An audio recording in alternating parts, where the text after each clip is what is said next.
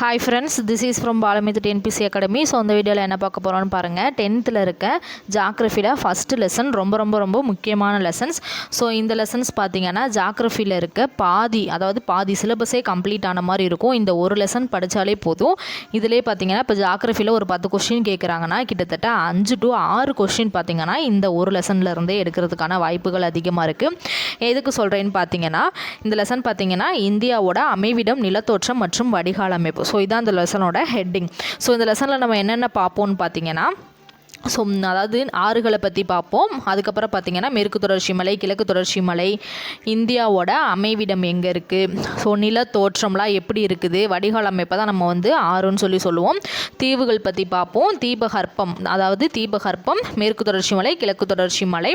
அதுக்கப்புறம் பார்த்திங்கன்னா பீடபூமிகள், சமவெளிகள். ஸோ இதெல்லாம் இந்த ஒரே லெசன்ஸில் கவர் ஆகும். இதில் மொத்தம் பார்த்திங்கன்னா கிட்டத்தட்ட 259 கொஸ்டின் எடுத்திருக்கேன். So line by line question, ஒரு கொஸ்டின் கூட விடாமல் 250 கொஸ்டின் வருது. இந்த ஒரு லெசனை படித்தாலே போதும். நீங்கள் இந்த லெசன் பார்த்திங்கன்னா ரொம்ப முக்கியமான லெசன், சரிங்களா? அந்த ஒரு லெசனை படித்தாலே, அதாவது இந்த 259 கொஸ்டினை நீங்கள் படித்தாலே போதும். இந்த லெசன் உங்களுக்கு கம்ப்ளீட் பண்ண ஒரு ஃபீல் கிடைக்கும். ஸோ நம்ம லைன் பை லைனாக பார்க்கும்போதே உங்களுக்கே தெரியும் இந்த லெசன் பார்த்திங்கன்னா எவ்வளோ முக்கியமான லெசன்ஸ்னு. ஸோ ரொம்ப முக்கியமான லெசன், சரிங்களா? ஸோ 10th இருக்க ஜாக்ரஃபியில் பார்த்தீங்கன்னா ஒரு 10th 7 லெசன் இருக்குது. ஸோ அந்த 7 லெசனை மட்டும் நீங்கள் படிச்சுட்டு போனாலே போதும். ஜாக்ரஃபிக்கு அந்த 7 லெசன் மட்டுமே போதுமானது. ஸோ அந்த 7 லெசனை மட்டும் நல்லா தரவாக படிச்சுட்டு போங்க. ஸோ பார்க்கலாமா?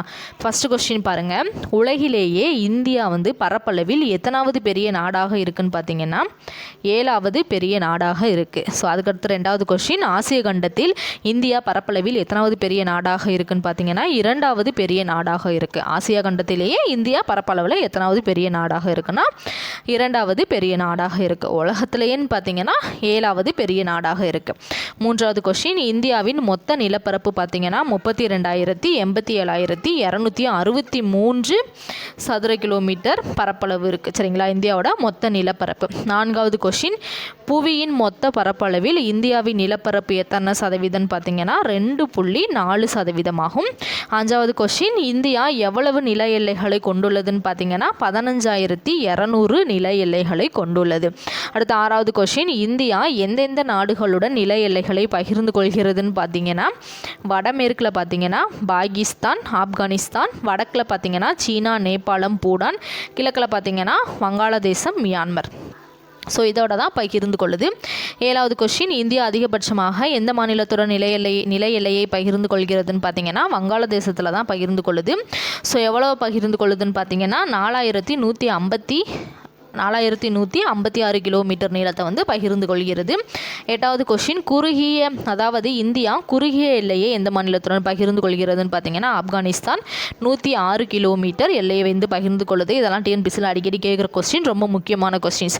அடுத்து 9வது கொஸ்டின். இந்தியா தெற்கில் இந்திய பெருங்கடலாலும், கிழக்கில் வங்காள விரிகுடாவாலும், மேற்கே அரபிக்கடலாலும் சூழப்பட்டு சுமார் எத்தனை கிலோமீட்டர் நீளமுள்ள நீண்ட கடற்கரை பகுதியை 3 பக்கங்களில் கொண்டுள்ளதுன்னா 6,100 கிலோமீட்டர். ஸோ 10வது கொஸ்டின். இந்திய கடற்கரையின் மொத்த நீளம் மற்றும் தீவு கூட்டங்களையும் சேர்த்து எத்தனை கிலோமீட்டர் ஆகும் பார்த்தீங்கன்னா 7,516.6 கிலோமீட்டர் நீளத்தை இது கொண்டிருக்கு, சரிங்களா? அதாவது கடற்கரையையும் தீவு கூட்டங்களையும் சேர்த்து.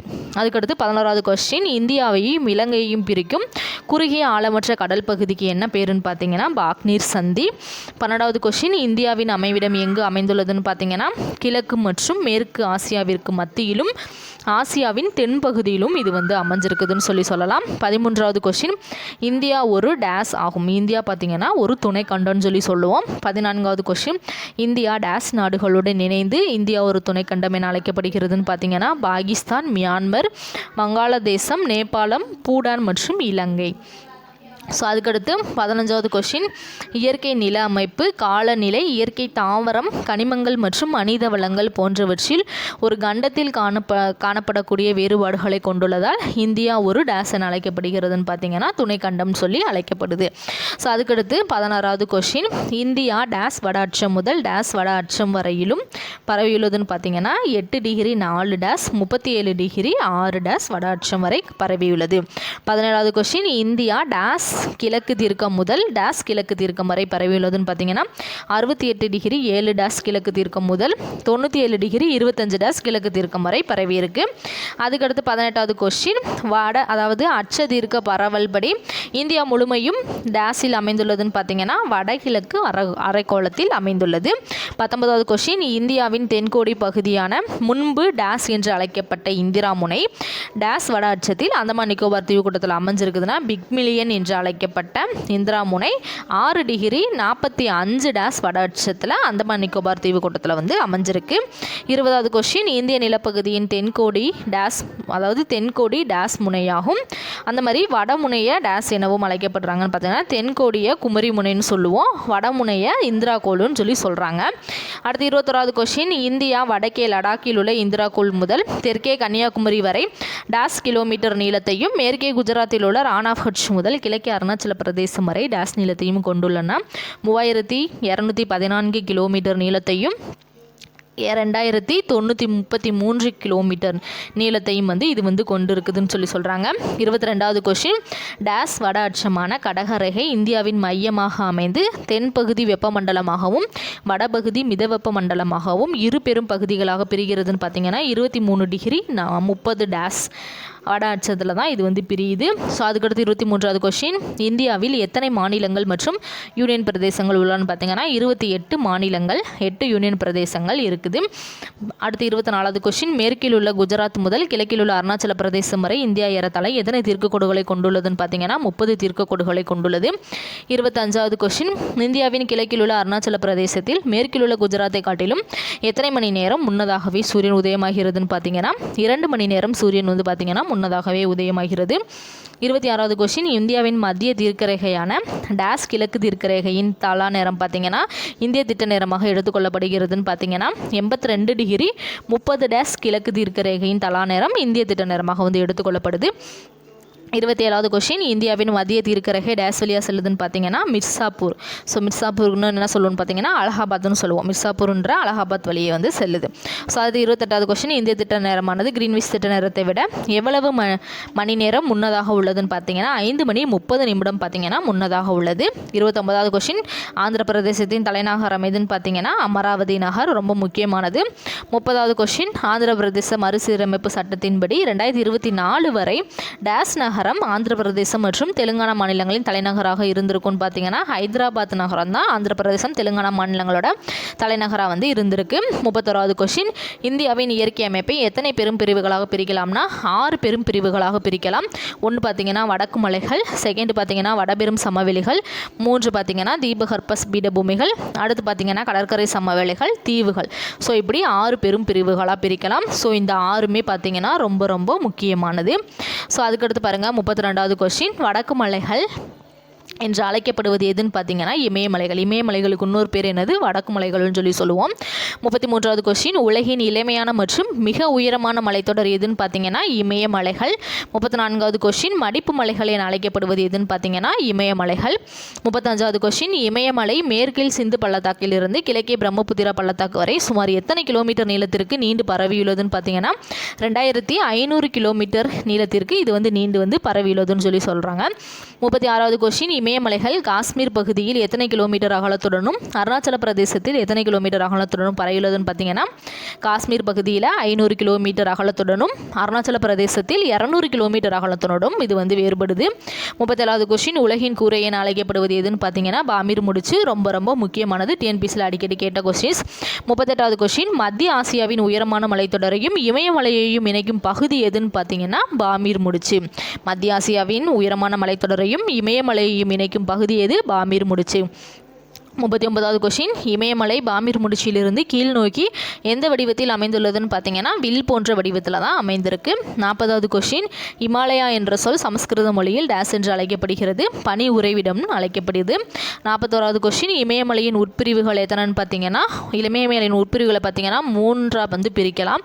ஸோ அதை எப்படி பிரிக்கலாம்னு பார்த்தீங்கன்னா டிரான்ஸ் இமயமலைகள் அல்லது மேற்கு இமயமலைகள், அடுத்து பார்த்தீங்கன்னா இமயமலைகள் அல்லது மத்திய இமயமலைகள்னு சொல்லிட்டு செகண்டு, 3வது பார்த்தீங்கன்னா கிழக்கு இமயமலை இமயமலைகள் அல்லது பூர்வாஞ்சல் குன்றுகள்னு இப்படி 3 வந்து இமயமலையை பிரிக்கிறாங்க.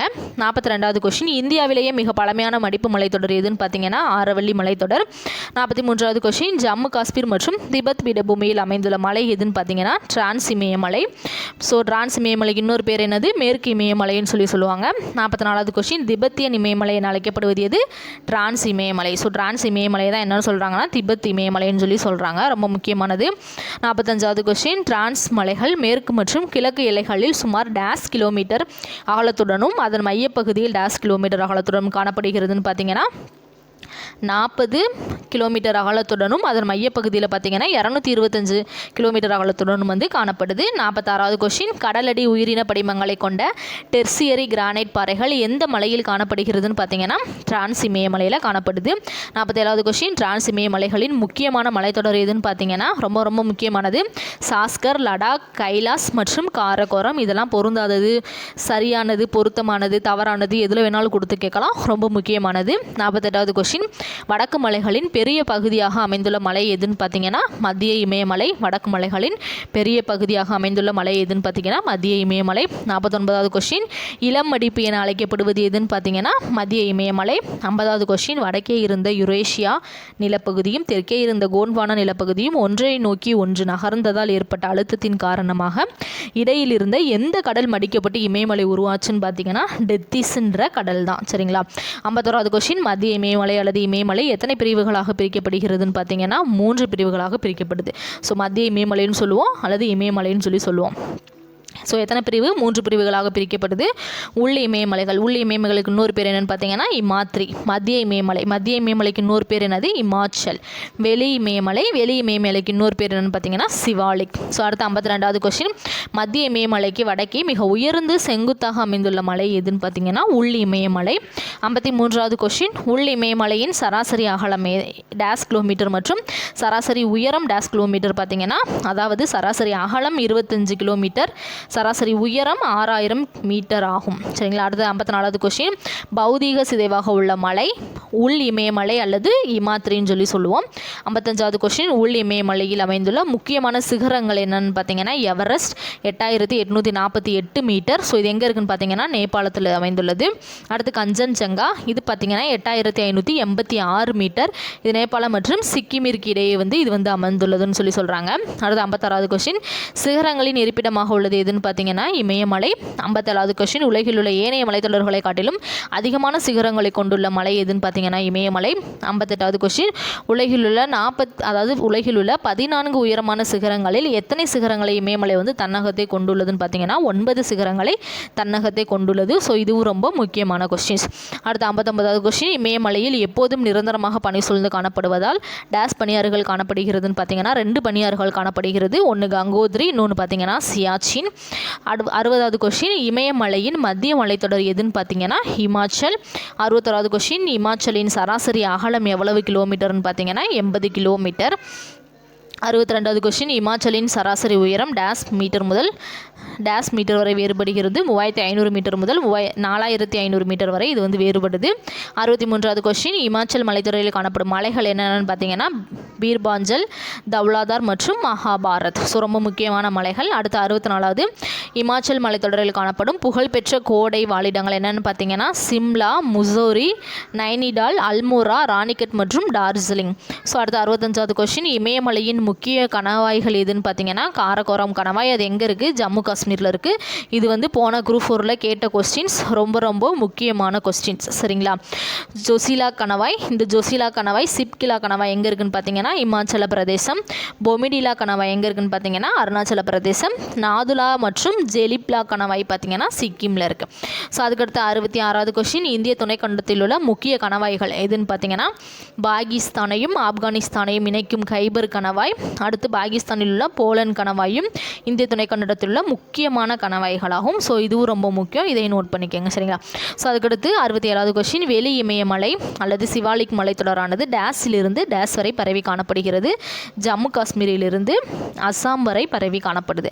ஸோ 68வது கொஸ்டின், வெளி இமயமலையின் உயரம் டேஸ் மீட்டரிலிருந்து டேஸ் மீட்டர் வரை வேறுபடுகிறதுன்னு பார்த்தீங்கன்னா 900 மீட்டர்லேருந்து 1100 மீட்டர் வரை இது வேறுபடுது. 69வது கொஸ்டின், வெளி இமயமலையின் சராசரி உயரம் எவ்வளோன்னு எத்தனை மீட்டர்னு பார்த்தீங்கன்னா 1000 மீட்டர்.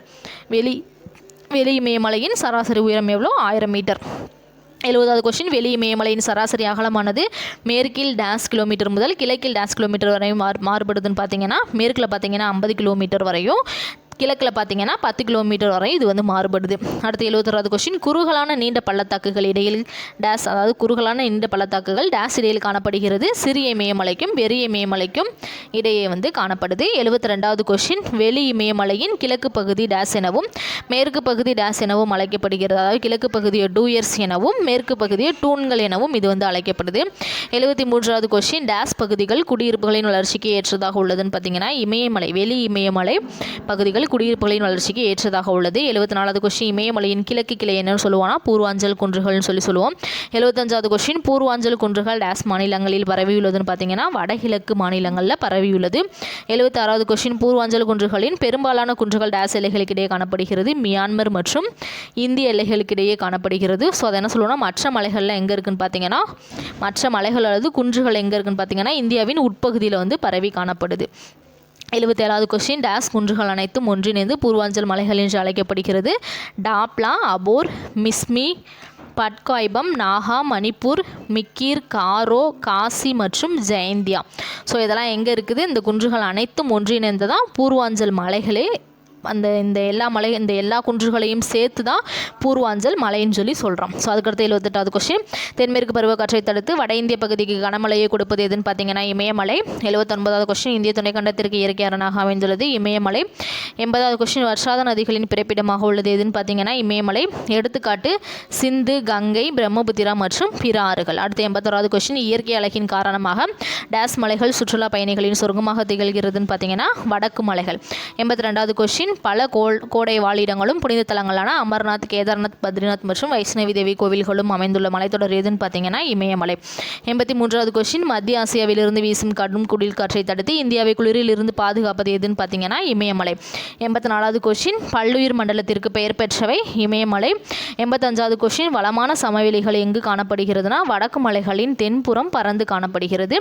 86வது கொஸ்டின், சிந்து, கங்கை, பிரம்மபுத்திரா மற்றும் அதன் துணையாறுகளால் உருவாக்கப்பட்ட வண்டல் மண் படிவுகளை கொண்ட உலகிலேயே வளமான சமவெளியாக எது இருக்குன்னு பார்த்தீங்கன்னா இமயமலை. 87வது கொஸ்டின், இமயமலையின் நீளம் சுமார் எத்தனை கிலோமீட்டர்னா 2400 கிலோமீட்டர் இது வந்து நீளம் இருக்குது. ஸோ 82வது கொஸ்டின், இமயமலையின் அகலம் மேற்கிலிருந்து கிழக்கு நோக்கி டேஸ் கிலோமீட்டர் முதல் டேஸ் கிலோமீட்டர் வரை காணப்படுகிறதுனா 240 கிலோமீட்டர் முதல் 320 கிலோமீட்டர் வரை இது வந்து காணப்படுது. 89வது கொஸ்டின், இமயமலை எத்தனை லட்சம் சதுர கிலோமீட்டர் பரப்பளவிற்கு பரவியுள்ளதுன்னு பார்த்தீங்கன்னா 7 லட்சம் சதுர கிலோமீட்டர் பரப்பளவிற்கு இது வந்து பரவி இருக்கு. 90வது கொஸ்டின், இமயமலை எந்த செயல்முறைகளால் உருவாக்கப்பட்டுள்ளன பார்த்தீங்கன்னா இமயமலை மற்றும் விந்திய மலைகள் உள்ள ஆறுகளின் படிய வைத்தல் செயல்முறையினால தான் இது வந்து பார்த்தீங்கன்னா உருவாக்கப்பட்டிருக்கு. அதுக்கடுத்து 91வது கொஸ்டின், இமயமலை ஆறுகளால் படிய வைக்கப்பட்ட பெரும் அனல்கள் மற்றும் பலதரப்பட்ட பதிவுகளால் ஆன சமவெளி எதுன்னு பார்த்தீங்கன்னா பாபர் சமவெளி. 92வது கொஸ்டின், பாபர் சமவெளியின் அகலம் மேற்கில் பார்த்தீங்கன்னா ஜம்மு அகன்றும் கிழக்கில் அஸ்ஸாம் வந்து பார்த்தீங்கன்னா குறுகியும் எத்தனை கிலோமீட்டர் முதல் எத்தனை கிலோமீட்டர் வரை உள்ளதுன்னு கேட்டிருக்காங்க. 8 கிலோமீட்டர் முதல் 15 கிலோமீட்டர் வரை இது வந்து உள்ளது. 93வது கொஸ்டின், பாபர் பகுதிக்கு தெற்கில் அமைந்துள்ள சமவெளி எதுன்னு பார்த்தீங்கன்னா தராய் மண்டலம். 94வது கொஸ்டின், அதிகப்படியான ஈரப்பதம் கொண்ட பகுதியாகவும் காடுகள் வளர்வதற்கும் பல்வேறு விதமான வனவிலங்குகள் வாழ்வதற்கும் ஏற்றதாக உள்ள சமவெளி எதுன்னு பார்த்தீங்கன்னா இந்த தராய் மண்டலம்.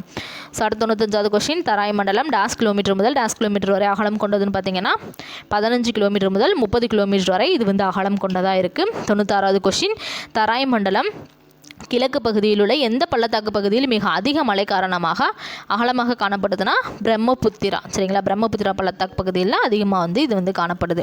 ஸோ அடுத்து 97வது கொஸ்டின், தாராய் காடுகள் டேஸ்காக அளிக்கப்பட்டு வருகின்றனன்னு பார்த்தீங்கன்னா வேளாண்மை சாகுபடிக்காக இது வந்து அளிக்கப்பட்டு வருது. 98வது கொஸ்டின், பெரும் சமவெளிகள் காணப்படும் பாங்கர் என்பது டேஸ் படிவுகளை கொண்ட நிலத்தோற்றம்னா மேட்டு நில வண்டல் படிவுகளை கொண்ட நிலத்தோற்றம். 99வது கொஸ்டின், பாங்கர் சமவெளியில் காணப்படும் படிவுகள் யாவும் டேஸ் மண்ணால் ஆனவை, பழைய வண்டல் மண்ணால் ஆனவை. 100வது கொஸ்டின், பாங்கர் சமவெளி டேஸுக்கு உகந்ததாக உள்ளது, வேளாண்மைக்கு உகந்ததாக இது வந்து உள்ளதுன்னு சொல்லி சொல்கிறாங்க. 106வது கொஸ்டின், ஆறுகளால் கொண்டு வரப்பட்டு படிய வைக்கப்படும் புதிய வண்டல் மண் காதர் அல்லது பெட்நிலம் என்று அழைக்கப்படுவது என்னன்னு பார்த்தீங்கன்னா காதர் சமவெளி. அடுத்து 102வது கொஸ்டின், மழைக்காலங்களில் ஒவ்வொரு ஆண்டும் புதிய வண்டல் படிவுகள் படிய வைக்கப்படுகின்ற சமவெளி என்ன சொல்கிறோம்னா காதர் சமவெளி. 103வது கொஸ்டின், கங்கை மற்றும் பிரம்மபுத்திரா ஆறுகளில் முகத்துவாரத்தில் உருவாக்கப்பட்ட வளமான முக்கோண வடிவ நிலப்பகுதி டேசன் அழைக்கப்படுகிறது, சுந்தரவன டெல்டான்னு சொல்லி அழைக்கப்படுகிறது. 104வது கொஸ்டின், புதிய வண்டல் படிவுகள் பழைய வண்டல் படிவுகள் மற்றும் சதுப்பு நிலங்களை கொண்ட சதுப்பு நிலங்களை கொண்ட ஒரு பகுதியாக உள்ள சமவெளி எதுன்னு பார்த்தீங்கன்னா டெல்டா சமவெளி. 105வது கொஸ்டின், டெல்டா வண்டல் சமவெளியில் உயர்நில பகுதி டேஸ் எனவும் சதுப்பு நில பகுதி டேஸ் எனவும் அழைக்கப்படுகிறது. டெல்டா வண்டல் சமவெளியில் பார்த்தீங்கன்னா உயர்நில பகுதியை சார்ஸ்ன்னு சொல்கிறாங்க, சதுப்பு நில பகுதியை பில்ஸ்ன்னு சொல்லி சொல்கிறாங்க, ரொம்ப முக்கியமானது. ஸோ அதுக்கடுத்து 106வது கொஸ்டின், இந்தியாவின் வட இந்திய பெரும் சமவெளியை கால்நிலை மற்றும் நிலப்பரப்பின் பண்புகளை கொண்டு எத்தனை வகை பிரிக்கலாம்னு பார்த்தீங்கன்னா 4 வகையாக பிரிக்கலாம். ஸோ 1 ராஜஸ்தான் சமவெளி, பஞ்சாப் ஹரியானா சமவெளி, கங்கை சமவெளி, பிரம்மபுத்திரா சமவெளி. 107வது கொஸ்டின், ராஜஸ்தான் சமவெளி எந்த மலைத்தொடருக்கு அருகில் ராஜஸ்தான் சமவெளி எந்த மலைத்தொடருக்கு மேற்கில் ஏறத்தாழ எத்தனை சதுர கிலோமீட்டர் பரப்பளவில் அமைந்துள்ளதுன்னு பார்த்தீங்கன்னா ஆரவல்லி மலைத்தொடர். ஸோ எத்தனை கிலோமீட்டர்னு பார்த்தீங்கன்னா 1,75,000 கிலோமீட்டர் சதுர கிலோமீட்டர் பரப்பளவில் இது வந்து அமைஞ்சிருக்கு. எத்தனை 1,75,000 கிலோமீட்டர். 108வது கொஸ்டின், ராஜஸ்தான் சமவெளி எந்த ஆறுகளின் படிவுகளால் உருவானதுன்னா க்ளூனி மற்றும் மறைந்து போன சரஸ்வதி ஆறுவோட படிவுகளால் உருவாயிருக்கு. 109வது கொஸ்டின், பல உப்பு ஏரிகள் எந்த சமவெளியில் காணப்படுகிறதுன்னு பார்த்தீங்கன்னா ராஜஸ்தான் சமவெளியில் காணப்படுது. 110வது கொஸ்டின், ஜெய்ப்பூருக்கு அருகில் உள்ள உப்பு ஏரி என்ன சொல்கிறோன்னா சாம்பார் ஏரி அல்லது புஷ்கர் ஏரின்னு சொல்லி சொல்கிறோம். அடுத்த கொஸ்டின் 111, பெரிய இந்திய பாலைவனம் டேஸ் என்று அழைக்கப்படுகிறது பார்த்தீங்கன்னா தார் பாலைவனம். அதாவது இந்திய பாலைவனத்துக்கு இன்னொரு பேர் என்னது தார் பாலைவனம். ஸோ இதுவும் ரொம்ப ரொம்ப முக்கியமானது, சரிங்களா.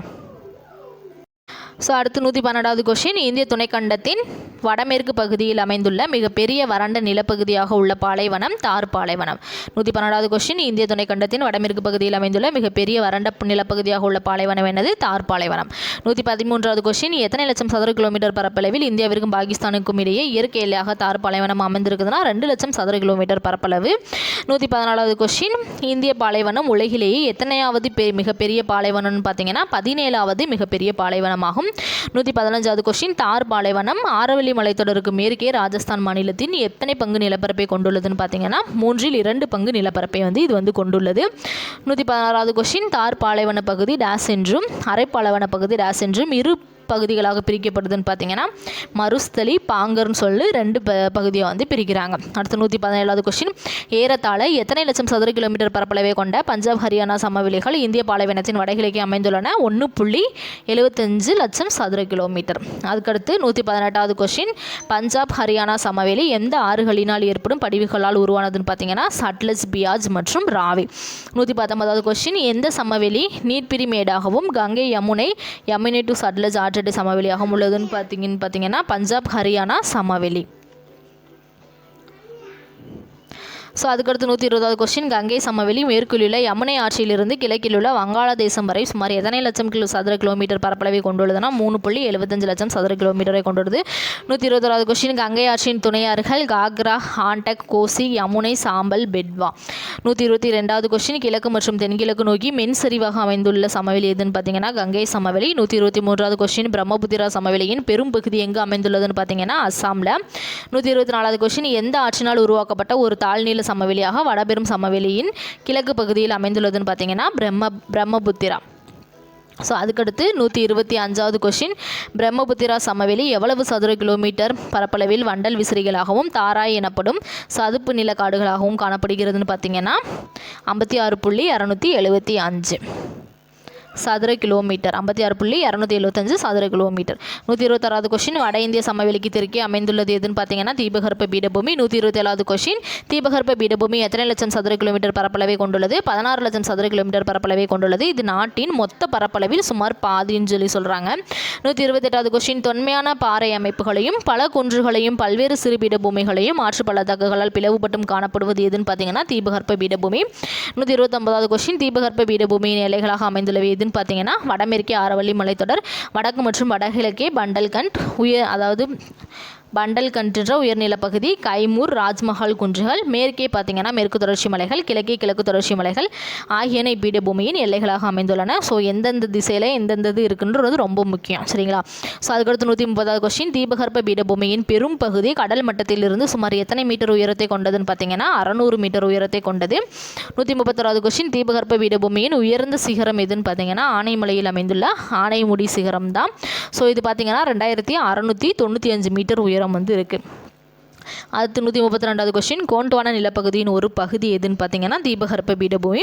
133வது கொஸ்டின், எந்த ஆறு தீபகற்ப பீடபூமியை இரு பெரும் பகுதிகளாக பிரிக்கின்றதுனா நர்மதை ஆறு. 134வது கொஸ்டின், தீபகற்ப பீடபூமியின் வடபகுதியை டாஸ் என்றும் தென்பகுதியை டாஸ் என்றும் அழைப்பதுன்னு பார்த்தீங்கன்னா மத்திய உயர நீளங்கள் தக்கான பீடபூமின்னு சொல்லி அழைக்கிறாங்க. வடபகுதியை மத்திய உயர நீளங்கள் என்றும் தென்பகுதியை தக்கான பீடபூமி என்றும் அழைக்கின்றனர். அடுத்து 135வது கொஸ்டின், விந்திய மலைக்கு தென்பகுதியில் பாயும் ஆறுகள் என்னன்னு பார்த்தீங்கன்னா கோதாவரி, காவிரி, மகாநதி, கிருஷ்ணா போன்றவை கிழக்கு நோக்கி பாய்ந்து வங்காள விரிகுடாவில் கலக்குது. ஸோ எந்தெந்தது எங்கே கலக்குதுன்றது ரொம்ப முக்கியம். சரிங்களா? ஸோ அதுக்கடுத்து பாருங்கள் 136, விந்திய மலையின் தென்பகுதியில் உள்ள பிளவு பள்ளத்தாக்குகளின் வழியே நர்மதி மற்றும் தபதி ஆறுகள் மேற்கு நோக்கி பாய்ந்து அரபிக்கடலில் எந்த கடலில் கலக்கும்னு கேட்டிருக்காங்க, அரபிக்கடலில் கலக்கும். ஸோ ரொம்ப எந்த ஆறு எந்த கடலில் கலக்குன்றது ரொம்ப ரொம்ப முக்கியம். 137வது கொஸ்டின், மத்திய உயிர்நிலங்கள் டேஸ் இடையே அமைந்துள்ளன. நர்மதை ஆற்றிற்கும் வடபெரும் சமவெளிக்கும் இடையே அமைந்துள்ளன. 138வது கொஸ்டின், மத்திய உயர்நில பகுதியின் வடக்கு மற்றும் வடமேற்கு எல்லையில் டேஸ் மலைத்தொடர் அமைந்துள்ளதுன்னு பார்த்தீங்கன்னா ஆரவல்லி மலைத்தொடர். 139வது கொஸ்டின், ஆரவல்லி மலைத்தொடர் வடமேற்காக குஜராத்திலிருந்து ராஜஸ்தான் வழியாக டெல்லி வரை சுமார் எத்தனை கிலோமீட்டர் வரை நீண்டுள்ளது பார்த்தீங்கன்னா 700 கிலோமீட்டர் வரை நீண்டுள்ளது. ஸோ அதுக்கடுத்து 140வது கொஸ்டின், ஆரவல்லி மலைத்தொடர் வடக்கில் டெல்லிக்கு அருகில் சராசரியாக சுமார் எத்தனை மீட்டர் உயரத்தையும் தென்மேற்கில் எத்தனை மீட்டர் உயரத்தையும் கொண்டுள்ளதுன்னு பார்த்தீங்கன்னா 400 மீட்டர் உயரத்தையும் 1500 மீட்டர் உயரத்தையும் கொண்டுள்ளன. 141வது கொஸ்டின், ஆரவல்லி மலைத்தொடரின் மிக உயரமான சிகரம் எதுன்னு பார்த்தீங்கன்னா குரு சிகார். ஸோ எவ்வளோன்னு பார்த்தீங்கன்னா 1722 மீட்டர், ரொம்ப முக்கியமானது. 142வது கொஸ்டின், மேற்கு பகுதியில் உள்ள மத்திய உயர்நிலங்கள் டேஸ் என்று அழைக்கப்படுகிறது மாலவ பீடபூமி. 143வது கொஸ்டின், ஆரவல்லி மலைத்தொடருக்கு தென்கிழக்கில் விந்திய மலைக்கு வடக்கிலும் அமைந்துள்ள பீடபூமி எதுன்னு பார்த்தீங்கன்னா மாலவ பீடபூமி. 144வது கொஸ்டின், மாலவ பீடபூமியில் பாய்ந்து யமுனை ஆற்றுடன் கலக்கும் ஆறுகள் என்னென்னு பார்த்தீங்கன்னா சம்பல், பீட்வா, கென். ஸோ இந்த 3 ஆறுகள் தான் யமுனை ஆற்றோட கலக்குது, ரொம்ப முக்கியமானது. 145வது கொஸ்டின், மாலவ பீடபூமியின் கிழக்கு தொடர் பகுதியை டாஸ் என்றும் இதன் தொடர்ச்சியை டாஸ் என்றும் அழைப்பர் பண்டல்கண்ட். இதன் தொடர்ச்சியை பார்த்தீங்கன்னா பாகல்கண்ட்னு அழைப்பாங்க. 146வது கொஸ்டின், சோட்டா நாகபுரி பீடபூமி எங்கு அமைந்துள்ளதுன்னு பார்த்தீங்கன்னா மத்திய உயர்நிலங்களின் வடகிழக்கு பகுதியில் வந்து அமைஞ்சிருக்கு. 147வது கொஸ்டின், சோட்டா நாகபுரி பீடபூமி பகுதிகளை டேஸ் பகுதிகளை உள்ளடக்கியது. ஜார்க்கண்ட் மாநிலத்தின் பெரும் பகுதி, மேற்கு வங்காளம், பீகார், சத்தீஸ்கர் மற்றும் ஒடிசா. ஸோ இந்த பகுதிகள் எல்லாம் உள்ளடக்கியது. 148வது கொஸ்டின், இரும்பு தாது மற்றும் நிலக்கரி போன்ற கனிம வளத்திற்கு புகழ்பெற்ற பீடபூமி எதுன்னு பார்த்தீங்கன்னா சோட்டா நாகபுரி பீடபூமி. 149வது கொஸ்டின், தீபகற்ப பீடபூமியில் அமைந்துள்ள மிகப்பெரிய இயற்கை அமைப்பை கொண்ட பீடபூமி எதுன்னு பார்த்தீங்கன்னா தக்கான பீடபூமி. 150வது கொஸ்டின், தோராயமாக முக்கோண வடிவம் கொண்ட பீடபூமி எதுன்னு பார்த்தீங்கன்னா தக்கான பீடபூமி. 151வது கொஸ்டின், தக்கான பீடபூமி டேஸ் எல்லைகளை கொண்டதுன்னு பார்த்தீங்கன்னா வடமேற்கு திசையில் விந்திய சாத்புரா மலைத்தொடர்களையும், வடக்கில் மகாதேவ் மைக்லா குன்றுகளையும், வடகிழக்கில் பார்த்தீங்கன்னா ராஜ்மஹால் குன்றுகளையும், மேற்கில் மேற்கு தொடர்ச்சி மலைகளையும், கிழக்கில் கிழக்கு தொடர்ச்சி மலைகளையும் எல்லைகளாக இது வந்து கொண்டிருக்கிறது, ரொம்ப முக்கியமானது. 152வது கொஸ்டின், தக்கான பீடபூமியின் பரப்பளவு மற்றும் உயரம் எவ்வளோன்னு பார்த்தீங்கன்னா சுமார் 7 லட்சம் சதுர கிலோமீட்டர் பரப்பளவையும் கடல் மட்டத்திலிருந்து 500 மீட்டர் முதல் 1000 மீட்டர் உயரம் வரையும் இது வந்து அமைந்திருக்குது. 153வது கொஸ்டின், தீபகற்ப பீடபூமியின் மேற்கு விளிம்பு பகுதியில் காணப்படும் மலை மேற்கு தொடர்ச்சி மலைகள். தீபகற்ப பீடபூமியின் மேற்கு விளிம்பு பகுதியில் காணப்படும் மலையோட பேர் என்னது? மேற்கு தொடர்ச்சி மலை. ஸோ 154வது கொஸ்டின், மேற்கு தொடர்ச்சி மலையின் வடபகுதி டேசன் அழைக்கப்படுகிறது சயாத்ரின்னு சொல்கிறாங்க. மேற்கு தொடர்ச்சி மலையோட வடபகுதி சயாத்ரின்னு சொல்கிறாங்க. 155வது கொஸ்டின், மேற்கு தொடர்ச்சி மலையின் உயரமானது டேஸ் நோக்கி செல்ல செல்ல அதிகரிக்கிறதுன்னு பார்த்தீங்கன்னா வடக்கிலிருந்து தெற்கு நோக்கி செல்ல செல்ல அதிகரிக்கிறது. 156வது கொஸ்டின், ஆனைமலை, ஏலக்காய் மலை மற்றும் பழனிமலை ஆகியவை சந்திக்கும் பகுதியில் டேஸ் அமைந்துள்ளதுன்னு பார்த்தீங்கன்னா ஆனைமுடி சக்கரம். 157வது கொஸ்டின், மலைவாழிடமான கொடைக்கானல் எந்த மலையில் அமைந்துள்ளதுன்னு பார்த்தீங்கன்னா பழனி மலையில் அமைந்திருக்கு. 158வது கொஸ்டின், தென்மேற்கு பகுதியிலிருந்து வடகிழக்கு நோக்கி நீண்டு தீபகற்ப பீடபூமியின் கிழக்கு விளிம்பு பகுதியில் அமைந்துள்ள மலை எதுன்னு பார்த்தீங்கன்னா கிழக்கு தொடர்ச்சி மலைன்னு சொல்லி சொல்கிறோம். 159வது கொஷின், கிழக்கு தொடர்ச்சி மலைகள் டேஸ் என்று அழைக்கப்படுகிறது, பூர்வாத்ரின்னு சொல்கிறோம். 160வது கொஷின், கிழக்கு தொடர்ச்சி மலைகளும் மேற்கு தொடர்ச்சி மலைகளும் கர்நாடகா தமிழ்நாடு எல்லையில் உள்ள எந்த மலையில் ஒன்றிணைகின்றதுன்னு பார்த்தீங்கன்னா நீலகிரி மலையில் ஒன்றிணைகின்றது. 161வது கொஷின், மகாநதி கோதாவரி கிருஷ்ணா பெண்ணாறு மற்றும் காவிரி போன்ற ஆறுகளில் அரிக்கப்பட்டு பிளவுபட்ட குன்றுகளாக காட்சியளிக்கும் மலை கிழக்கு தொடர்ச்சி மலைன்னு சொல்லி சொல்கிறோம். 162வது கொஸ்டின், இந்திய தீபகற்ப பீடபூமி குறுகலான வேறுபட்ட அகலத்தையுடைய வடக்கு தெற்காக அமைந்துள்ள டேஸால் சூழப்பட்டுள்ளது, கடற்கரைகளால் சூழப்பட்டுள்ளது. 163வது கொஸ்டின், இந்திய கடற்கரை சமவெளிகளை எத்தனை பெரும் பிரிவுகளாக பிரிக்கலாம்? 2 பெரும் பிரிவுகளாக பிரிக்கலாம். ஒன்று மேற்கு தொடர்ச்சி மலை, இன்னொன்று கிழக்கு தொடர்ச்சி மலை. 164வது கொஸ்டின், மேற்கு கடற்கரை சமவெளி எங்கு அமைந்துள்ளது? மேற்கு தொடர்ச்சி மலைக்கும் அரபிக்கடலுக்கும் இடையே இது அமைந்துள்ளது. 165வது கொஸ்டின், மேற்கு கடற்கரை சமவெளி எங்கு எவ்வளவு அகலம் கொண்டதாக உள்ளதுன்னு பார்த்தீங்கன்னா வடக்கில் உள்ள ரான் ஆஃப் கட்ச் முதல் தெற்கில் உள்ள கன்னியாகுமரி வரை நீண்டு இது 10 கிலோமீட்டர் முதல் 80 கிலோமீட்டர் வரை அகலம் கொண்டதாக உள்ளது. 166வது கொஸ்டின், மேற்கு கடற்கரை சமவெளி டேஸ் நிலத்தோற்றங்களை கொண்டுள்ளதுன்னு பார்த்தீங்கன்னா மணர் கடற்கரை, கடற்கரை மணல் குன்றுகள், களிமுகங்கள், காயல்கள், எஞ்சிய குன்றுகள் மற்றும் சரளை மணல் மேடுகள் போன்ற நிலத்தோற்றங்களை இது கொண்டிருக்குதுன்னு சொல்லி சொல்கிறாங்க. ஸோ அதுக்கப்புறம் பார்த்தீங்கன்னா 167வது கொஸ்டின், மேற்கு கடற்கரையின் வடபகுதி டேஸ் எனவும் மத்திய பகுதி டேஸ் எனவும் அழைக்கப்படுகிறதுனா வடபகுதியை கொங்கண கடற்கரை எனவும் மத்திய பகுதியை கனரா கடற்கரைன்னு சொல்லி சொல்கிறாங்க. அதுக்கடுத்து 168வது கொஸ்டின், 20 to 100 கிலோமீட்டர் வரை அகலமும் 550 கிலோமீட்டர் நீளமும் கொண்ட மேற்கு தொடர்ச்சி மலையின் தென்பகுதியை என்ன சொல்கிறோன்னா மலபார் கடற்கரைன்னு சொல்லி சொல்கிறோம். 169வது கொஸ்டின், ஆழமில்லாத பல காயல்கள், உப்பங்கழிகள் மற்றும் டெரிஸ் போன்றவை எந்த கடற்கரை பகுதியில் காணப்படுகிறதுன்னு பார்த்தீங்கன்னா மேற்கு கடற்கரை சமவெளியில் காணப்படுது. 170வது கொஸ்டின், மேற்கு கடற்கரை சமவெளியில் உள்ள முக்கியமான ஏரி எதுன்னு பார்த்தீங்கன்னா வேம்பநாடு ஏரி. 171வது கொஸ்டின், கிழக்கு கடற்கரை சமவெளி எங்கு அமைந்துள்ளதுன்னு பார்த்தீங்கன்னா கிழக்கு தொடர்ச்சி மலைக்கும் வங்காள விரிகுடாவிற்கும் இடையே மேற்கு வங்காளம், ஒடிசா, ஆந்திர பிரதேசம் மற்றும் தமிழ்நாடு வரை இது நீண்டுள்ளதுன்னு சொல்லி சொல்கிறாங்க. அதுக்கடுத்து 172வது கொஸ்டின், கிழக்கு கடற்கரை சமவெளி எப்படி உருவானதுன்னு பார்த்தீங்கன்னா கிழக்கு நோக்கி பாயும் ஆறுகளால் படிய வைக்கப்பட்ட வண்டல் படிவுகளால் இது உருவாக்கியிருக்கு. 173வது கொஸ்டின், மகாநதிக்கும் கிருஷ்ணா நதிக்கும் இடைப்பட்ட பகுதி டேஸ் என அழைக்கப்படுகிறது, வட சர்க்கார் என அழைக்கப்படுகிறது. 174வது கொஸ்டின், கிருஷ்ணா மற்றும் காவிரி ஆற்றிற்கு இடைப்பட்ட பகுதி டேஸ் என அழைக்கப்படுகிறதுன்னு பார்த்தீங்கன்னா சோழமண்டல கடற்கரை என அழைக்கப்படுகிறது. 175வது கொஸ்டின், இந்தியாவின் மிகப்பெரிய காயல் ஏரி எதுன்னு பார்த்தீங்கன்னா மகாநதி டெல்டாவிற்கு தென்மேற்கே அமைந்துள்ள சிலிக்கா ஏரி.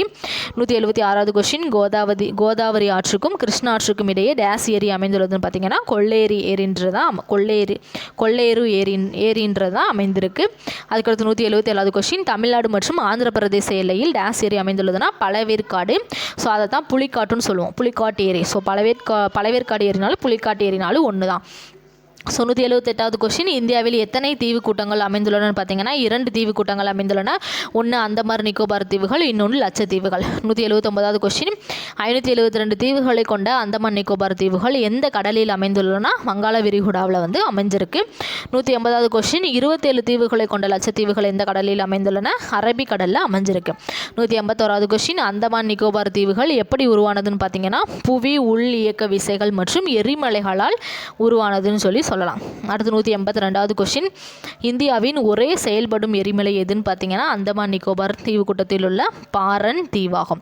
183வது கொஸ்டின், அந்தமான் நிக்கோபார் தீவுகளின் பரப்பளவு பார்த்தீங்கன்னா 8249 சதுர கிலோமீட்டர். 184வது கொஸ்டின், கடலடு மலைத்தொடரின் மேல் பகுதியாக அமைந்துள்ள தீவு எதுன்னு பார்த்தீங்கன்னா அந்தமான் நிக்கோபார் தீவுகள்.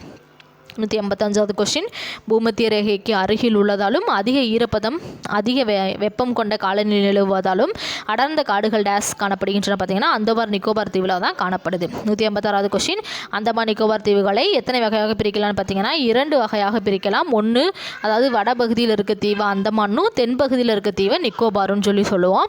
187வது கொஸ்டின், அந்தமான் நிக்கோபார் தீவுகளின் நிர்வாக தலைநகரம் எதுன்னு பார்த்தீங்கன்னா போர்ட் பிளேயர். 188வது கொஸ்டின், அந்தமான் தீவு கூட்டங்களை நிக்கோபார் தீவு கூட்டங்களிலிருந்து டேஸ் கால்வாய் பிரிக்கிறதுன்னு பார்த்தீங்கன்னா 10 டிகிரி கால்வாய் பிரிக்கிறது. 189வது கொஸ்டின், நிக்கோபாரின் தென்கோடி முனை டேஸ் என்று அழைக்கப்படுகிறதுன்னு பார்த்தீங்கன்னா இந்திரா முனைன்னு அழைக்கப்படுது. 190வது கொஸ்டின், இந்தியாவின் மேற்கு பகுதியில் அமைந்துள்ள லட்சத்தீவு டேஸ் பாறைகளால் ஆனது?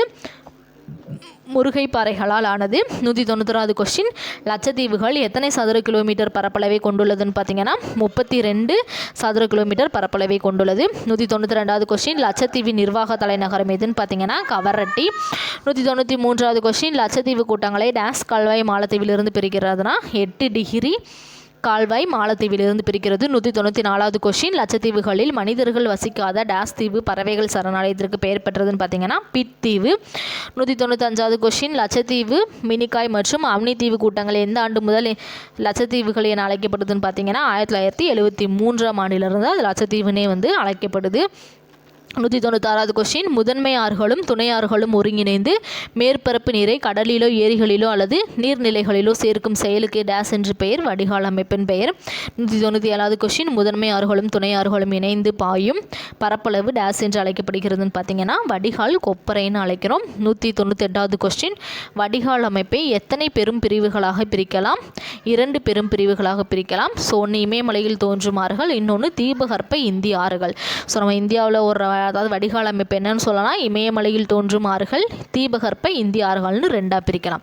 ஸோ இமயமலையில் தோன்றும் ஆறுகள் என்னன்னு பார்த்தீங்கன்னா சிந்து, கங்கை, பிரம்மபுத்திரா. ஸோ இது 3 என்னது இமயமலை ஆறுகள். தீபகற்ப ஆறுகள் என்னன்னு பார்த்தீங்கன்னா நர்மதை, தபதி, மகாநதி, கோதாவரி, கிருஷ்ணா, காவிரி. ஸோ இந்த ஆறும் பார்த்தீங்கன்னா தீபகற்ப ஆறுகள். அடுத்து 201வது கொஸ்டின், வடக்கே உள்ள இமயமலையில் இந்த ஆறுகள் உற்பத்தி ஆவதால் டேஸ் என்று அழைக்கப்படுகிறது, இமயமலை ஆறுகள் என்று அழைக்கப்படுகிறது. இது வந்து வற்றாத இமயமலை ஆறுகள் பார்த்தீங்கன்னா வற்றாத ஜீவ நதிகள்னு சொல்லுவோம். ஸோ இது 202வது கொஸ்டின், சிந்து நதி எத்தனை கிலோமீட்டர் நீளத்துடன் உலகில் உள்ள நீளமான நதிகளில் ஒன்றாக திகழ்கிறது? 2850 கிலோமீட்டர் நீளத்தில். ஸோ இந்திய பகுதியில் பார்த்தீங்கன்னா எவ்வளோ இருக்குன்னா 709 கிலோமீட்டர் நீளம் மட்டுமே இது வந்து இந்தியாவில் பாயுது. 203வது கொஸ்டின், சிந்து நதி எங்கு உற்பத்தி ஆகுதுன்னு பார்த்தீங்கன்னா திபெத் பகுதியில் உள்ள கைலாஸ் மலைத்தொடரின் வடக்கு சரிவில் மானசரோவர் ஏரிக்கு அருகில் 550 மீட்டர் உயரத்தில் இது வந்து பாயுது. அடுத்து 204வது கொஸ்டின், சிந்து நதி பாயும் மொத்த வடிகால் அமைப்பு எவ்வளோன்னு பார்த்தீங்கன்னா 11,65,500 சதுர கிலோமீட்டரில் 3,21,250 சதுர கிலோமீட்டர் பார்த்தீங்கன்னா இந்தியாவில் உள்ளது. சரிங்களா, மீதி இருக்கிறதெல்லாம் இங்கே இல்லை. ஸோ இந்தியாவில் மட்டும் எவ்வளோ இருக்குது? 3,21,280 சதுர கிலோமீட்டர். 205வது கொஸ்டின், சிந்து நதி டேஸ் வழியாக பாய்ந்து குறுகிய மலை இடுக்குகளை உருவாக்கிறதுன்னு பார்த்தீங்கன்னா லடாக் மற்றும் ஜாஸ்கர் மலைத்தொடரில் வழியாக பாய்ந்து குறுகிய மலை இடுக்குகளை வந்து இது உருவாக்குது. 206வது கொஸ்டின், சிந்து நதி எந்த கடலில் கலக்குதுன்னு பார்த்தீங்கன்னா அரபிக்கடலில் கலக்குது. அது எப்படி கலக்குதுன்னு பார்த்தீங்கன்னா ஜம்மு காஷ்மீர் வழியாக பாய்ந்து பின் தென்புறமாக பாகிஸ்தான் சில்லார் பகுதியில் நுழைந்து பின் அரபிக்கடலில் வந்து அது வந்து கலக்குது.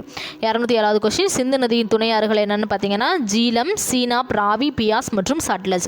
208வது கொஸ்டின், சிந்து நதியின் மிகப்பெரிய துணை ஆறு எதுன்னு பார்த்தீங்கன்னா சீனாப், ரொம்ப முக்கியமானது. 209வது கொஸ்டின், இந்தியாவின் மிகப்பெரிய வடிகால் அமைப்பு எதுன்னு பார்த்தீங்கன்னா கங்கை. ஸோ எவ்வளோனா 8,61,404 சதுர கிலோமீட்டர் பரப்பளவில் வந்து இது வந்து பாயுது. 210வது கொஸ்டின், கங்கை ஆறு எந்த இடத்தில் உற்பத்தி ஆகுதுன்னு பார்த்தீங்கன்னா உத்தரகாண்ட் மாநிலத்தில் உள்ள உத்தரகாசி மாவட்டத்தில் 7,010 மீட்டர் உயரத்தில் கங்கோத்ரி பனியாற்றியிலிருந்து பாகிரதி என்னும் பெயரில் வந்து இது வந்து உற்பத்தி ஆகுது. ஸோ என்ன பேரில் உற்பத்தி ஆகுது?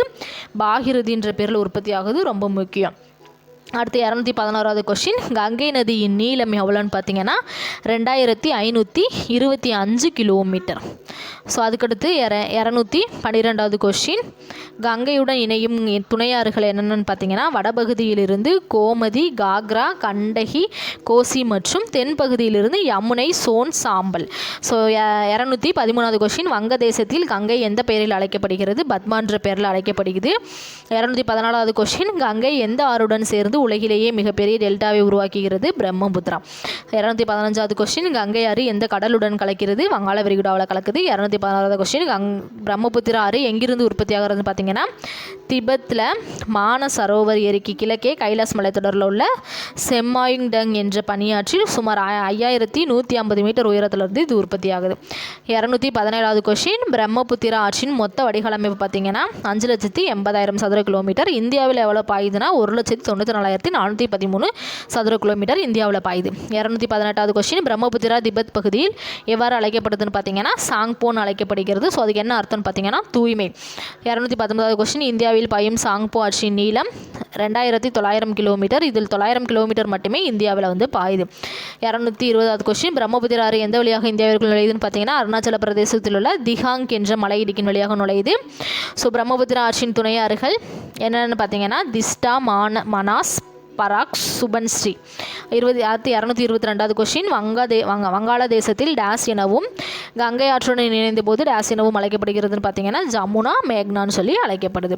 ஸோ அதுக்கடுத்து 223வது கொஸ்டின், இமயமலையில் தோன்றும் ஆறுகளின் சிறப்பு, அதாவது இமயமலையில் தோன்றும் ஆறுகளின் சிறப்பியல்புகள் என்னென்னு பார்த்தீங்கன்னா நீளமானவை மற்றும் அகலமானவை, வற்றாத நதிகள், நீர்மீன் உற்பத்தி செய்ய இயலாத நிலை, ஆற்றின் மத்திய மற்றும் கீழ்நிலை பகுதிகள், போக்குவரத்துக்கு ஏற்றது. ஸோ இதை எதுக்கு கொடுத்துருக்கேன்னா இது கூற்று காரணம்ல கொடுத்து கேட்க வாய்ப்பு இருக்குது. ஸோ அதனால தான் இதையும் கொடுத்துருக்கேன். ஸோ அதுக்கடுத்து 224வது கொஸ்டின், தென்னிந்தியாவில் பாயும் ஆறுகள் டேசன் அழைக்கப்படுகின்றன, தீபகற்ப ஆறுகள்னு அழைக்கப்படுது. 225வது கொஸ்டின், பெரும்பாலான தீபகற்ப ஆறுகள் டேஸ் மலையில் உற்பத்தி செய்கின்றன, மேற்கு தொடர்ச்சி மலையில் உற்பத்தி செய்யப்படுது.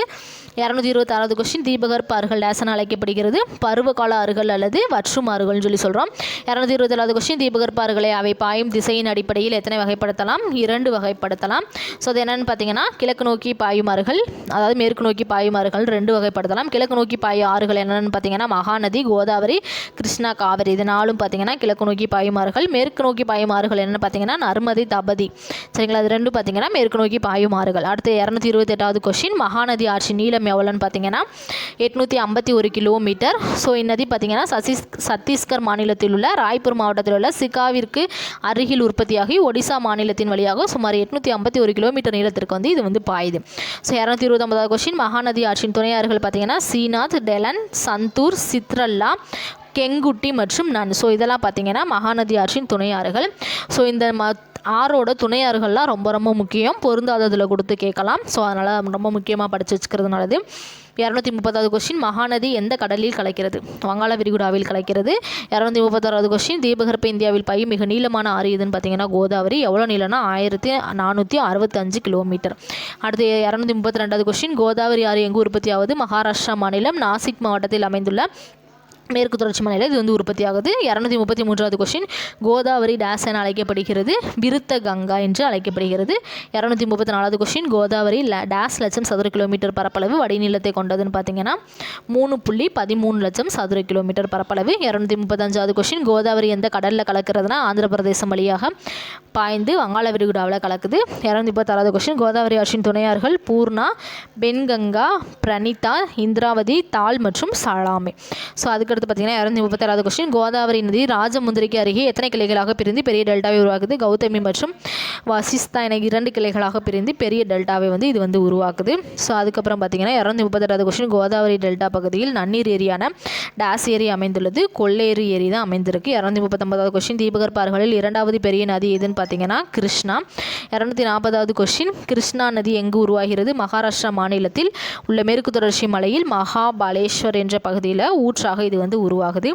241வது கொஸ்டின், கிருஷ்ணா நதி எத்தனை சதுர கிலோமீட்டர் பரப்பளவு வடிநிலத்தை கொண்டிருக்கிறது? 1400 கிலோமீட்டர் நீளம் வரையும் 2.58 லட்சம் சதுர கிலோமீட்டர் பரப்பளவும் இது வந்து கொண்டிருக்கு. 242வது கொஸ்டின், கிருஷ்ணா நதியின் துணையாறுகள் என்னென்னு பார்த்தீங்கன்னா கொய்னா, பீமா, முசி, துங்கபத்ரா மற்றும் பெடாவாறு. ஸோ அதுக்கடுத்து 243வது கொஸ்டின், கிருஷ்ணா நதி எந்த கடலில் கலக்குதுன்னு பார்த்தீங்கன்னா ஆந்திர பிரதேசத்து வழியாக பாய்ந்து ஹம்ஸ்லா தேவி என்ற இடத்துல வங்காள விரிகுடாவில் கலக்கிறது. எந்த இடத்துல கலக்குது? ஹம்ஸ்லா தேவி வங்காள விரிகுடாவில் கலக்குது. 244வது கொஸ்டின், தென்னிந்தியாவின் கங்கை என்று அழைக்கப்படும் ஆறு எதுன்னு பார்த்தீங்கன்னா காவிரி. 245வது கொஸ்டின், காவிரி ஆறு எந்த இடத்தில் உற்பத்தி ஆகிறதுன்னு பார்த்தீங்கன்னா கர்நாடகா மாநிலத்தில் குடகுமலையில் உள்ள தலைக்காவிரியில் உற்பத்தியாகி சுமார் 800 கிலோமீட்டர் நீளத்திற்கு வந்து இது வந்து பாயுது. 246வது கொஸ்டின், காவிரி கர்நாடகாவில் 2ஆக பிரிந்து டேஸ் புனித ஆற்று தீவுகளை உருவாக்கியிருந்தது பார்த்தீங்கன்னா சிவசமுத்திரம் மற்றும் ஸ்ரீரங்கப்பட்டினம் ஆகிய புனித ஆற்று தீவுகளை வந்து உருவாக்குது. 247வது கொஸ்டின், தமிழ்நாட்டில் எந்தெந்த இடங்களில் காவிரி பாய்கிறது பார்த்தீங்கன்னா தமிழ்நாட்டில் நுழைந்து தொடர்ச்சியான மற்றும் குறுகலான மலையிடுக்குகள் வழியாக ஒகேனக்கல் நீர்வீழ்ச்சியாக பாய்கிறது. திருச்சிராப்பள்ளிக்கு முன் ஸ்ரீரங்கம் அருகே கொள்ளிடம் மற்றும் காவிரி என 2 பிரிவுகளாக பிரிந்து இறுதியில் பூம்புகார் என்ற இடத்துல வங்கக்கடலில் வந்து கலக்குது. 248வது கொஸ்டின், மேற்கு நோக்கி பாயும் ஆறுகளிலே மிக நீளமானது எதுன்னு பார்த்தீங்கன்னா பார்த்தீங்கன்னா நர்மதை தான். 249வது கொஸ்டின், நர்மதை ஆறு எங்கு உற்பத்தி ஆகிறது? மத்திய பிரதேசத்தில் உள்ள அமர்கண்டாக் பீடபூமியில் 1057 மீட்டரில் இது வந்து உற்பத்தி ஆகுது. 250வது கொஸ்டின், நர்மதை ஆற்றின் நீளம் மற்றும் பரப்பளவு எவ்வளோன்னு பார்த்தீங்கன்னா 1312 கிலோமீட்டர் நீளத்தையும் 98,796 சதுர கிலோமீட்டர் பரப்பளவு அடிநீளத்தையும் இது வந்து கொண்டிருக்கிறது. 251வது கொஸ்டின், நர்மதை ஆறு எந்த கடலில் கலக்கிறது? 27 கிலோமீட்டர் நீளத்தையும் நீளத்திற்கு ஒரு நீண்ட கழிமுகத்தை உருவாக்கி காம்பே வளைகுடா வழியாக அரபிக்கடலில் வந்து இது வந்து கலக்குது. 252வது கொஸ்டின், நர்மதை ஆற்றின் துணை ஆறுகள் பார்த்தீங்கன்னா பர்னா, ஹலூன், ஹெரன், பஞ்சர், தூதி, சக்கார், டவா மற்றும் கோலர். அடுத்து 253வது கொஸ்டின், தபதி ஆற்றின் நீளம் மற்றும் பரப்பளவு எவ்வளோன்னு பார்த்தீங்கன்னா 724 கிலோமீட்டர் நீளத்தையும் 65,145 கிலோமீட்டர் சதுர கிலோமீட்டர் பரப்பளவு அடிநீளத்தையும் கொண்டது. 254வது கொஸ்டின், தபதி ஆறு எங்கு உற்பத்தி ஆகிறது? மத்திய பிரதேசத்தில் உள்ள பெட்டூல் மாவட்டத்தில் கடல் மட்டத்திலிருந்து 752 மீட்டர் உயரத்தில் முல்டா என்ற இடத்திலிருந்து உற்பத்தி ஆகிறது. 255வது கொஸ்டின், தபதி ஆறு எந்த இடத்துல கலக்குதுன்னு பார்த்தீங்கன்னா காம்பே வளைகுடா வழியாக அரபிக்கடலில் வந்து கலக்குது. 256வது கொஸ்டின், தீபகற்ப இந்திய ஆறுகளில் கிழக்கிலிருந்து மேற்கு நோக்கி பாயும் ஆறுகள் எத்தனைன்னு பார்த்தீங்கன்னா 3.